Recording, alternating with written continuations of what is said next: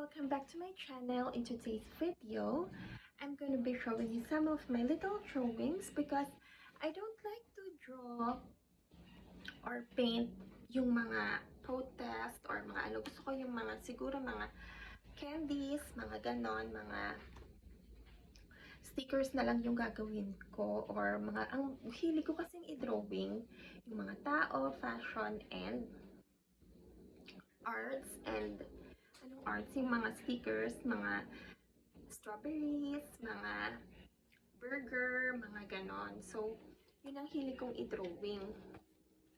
So, ito yung sample ko. Maliit lang siya. So, ganyan siya. Tapos, meron pa ako dito. Parang nagpa-practice pa lang ako dito kasi nag-BPO ako. So, little story about me. Hi guys, my name is Anya. So, I've been doing blogging and vlogging